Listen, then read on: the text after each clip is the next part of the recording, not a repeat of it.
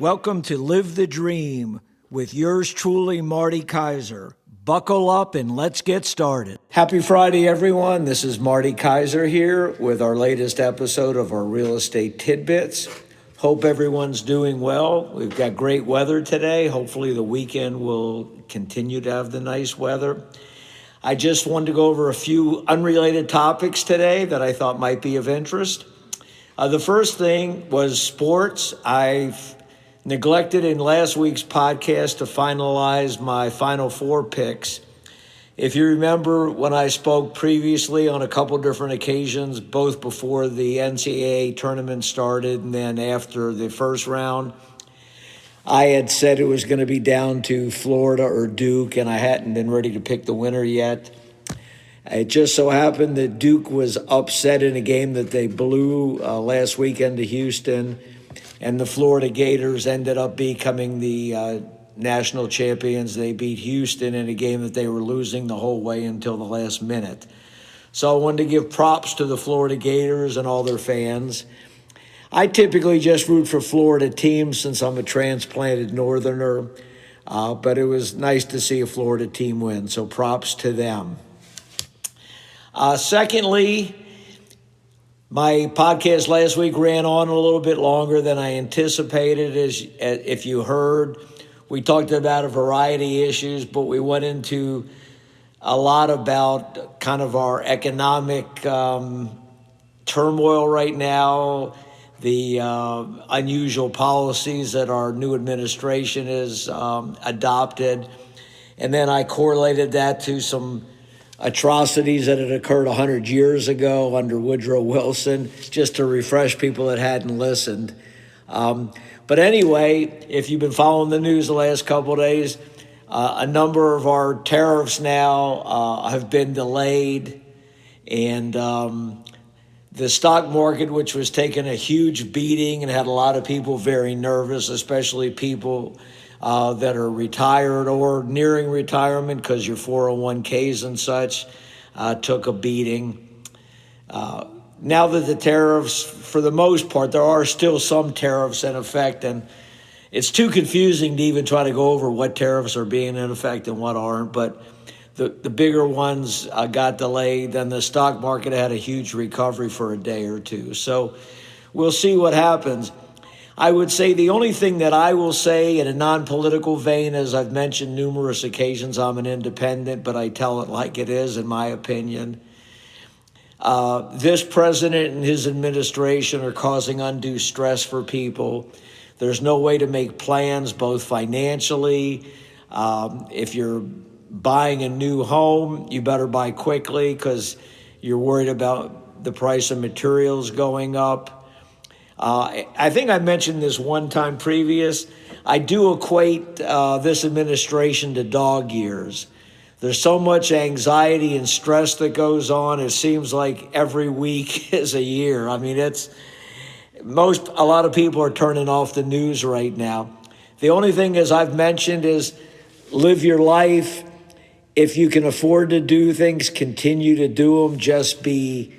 Don't do any wild purchases. If you were planning on buying or selling a pre-owned home, as I've mentioned, I think now is an excellent time for that, because I think pre-owned real estate is probably going to be the largest sector that remains relatively unaffected by all this nonsense that we're seeing with the current administration. For those of you that are historians, tariffs just don't work. I do agree that probably some modifications might be warranted, but you can't go, it's like accelerating from 0 to 200 in 5 seconds. You just can't do it. It's not realistic, and it's just a very dangerous way to operate. But don't delay those real estate plans if you're in a position to buy or sell. This past week in real estate, I found to be a little bit busier, which is in line with what we normally find historically. Normally, the months of April, May, and June are the busiest months in the Central Florida area for the number of people that write purchase agreements. That's due to two reasons historically. Number one, our transplants from other parts of the country, especially the Northeast, that are thinking of investing or relocating to the Orlando area. In cold weather climates, real estate is much slower during the winter months. So as real estate picks up there, it has a positive effect on our market in Central Florida. Secondly, a lot of people like to put purchase contracts in the spring and summertime because if you have children, you want to be relocated and in your new property by the time that school starts for the fall season. And typically the fall school starts in around the second week of August. So all those things have combined historically to make those 3 months the busiest months.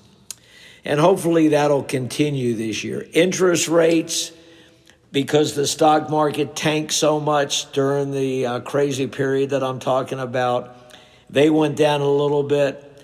We'll have to keep a close eye on them because that's still somewhat of a roll of the dice, because I know our Federal Reserve is still very concerned about inflation due to some of the cause and effects of tariffs and the increased cost of goods and services. Like I said, everybody's kind of flying by the seat of their pants right now because it's confusing at the very least and stressful at the very most. But anyway, that's a little bit about that. I've been receiving more inquiries lately from folks about what is the value of their home. People do that usually for a few reasons. Number one, it's just to make themselves feel good, to see how much their house has gained in value since they purchased it.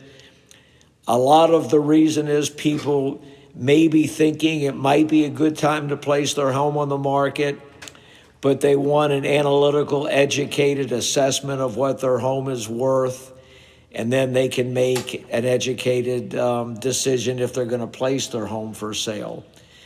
So what I typically do in these situations, I do offer what I call a full-blown assessment at no charge or obligation.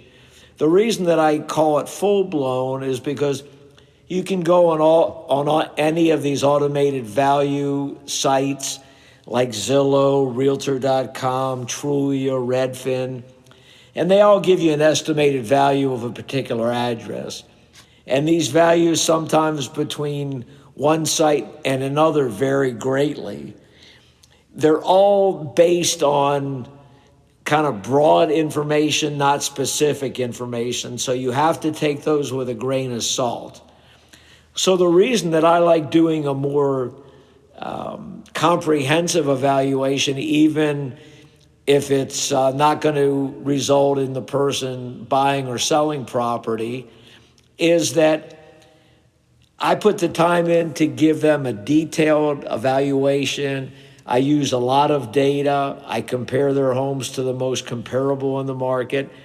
I also like to take a look at their home because that influences the price that I tell them in terms of, do they have above average upgrades? Do they have below average upgrades? What is the age of the roof?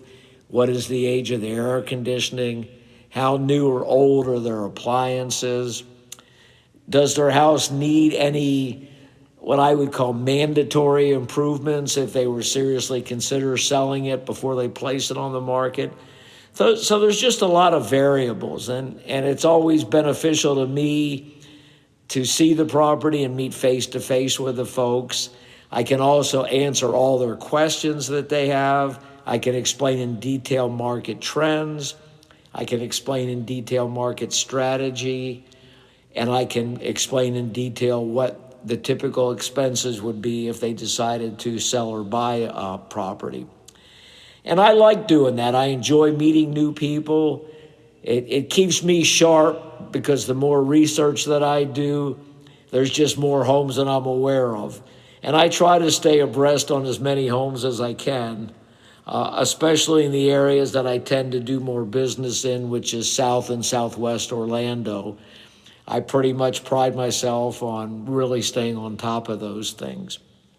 And on a selfish point of view, if these folks that I do share this information with, decide to buy or sell real estate.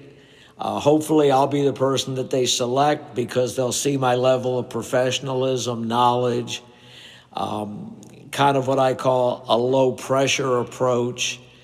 And they'll see that I'm not expecting anything out of it. I don't, basically take shortcuts because if they're not making a decision about if they're buying or selling, I don't put that as a leverage point. I'm going to give the same level of information to any customer that inquires from me.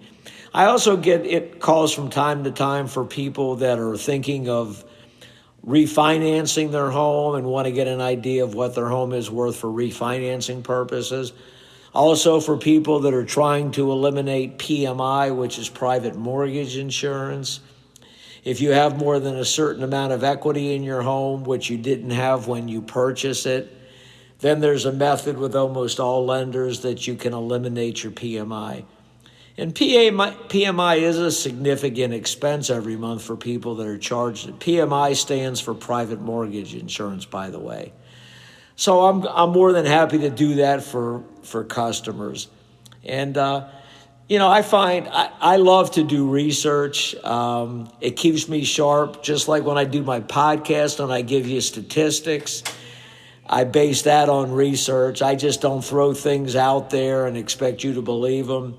If somebody questions an opinion or data that I share, I've got the data to back up what I say.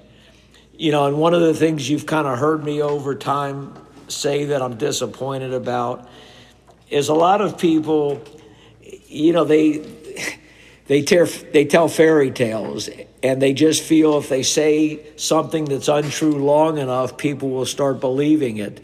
They base it not on facts whatsoever. And unfortunately, our society has somewhat evolved to that. It's especially prominent in politics.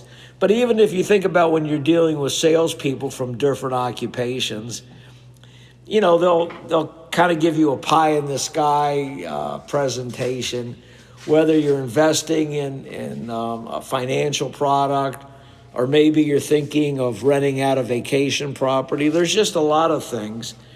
And a lot of times they don't give you historical statistics. They give you kind of best case scenarios. So it's important that, in my opinion, that you deal with folks that base their information, opinions, and assessments on real life data. And that's one thing that I will always do. It may make me a dinosaur, but I want to feel good about what I do. So whether somebody selects me to assist with their real estate needs or not, I'm going to give them the most accurate information and opinions that I can. So I'm going to cut this podcast a little short today. I've got a real busy day coming up. And because I ran over last week, I'll figure I'll give my listeners a break today.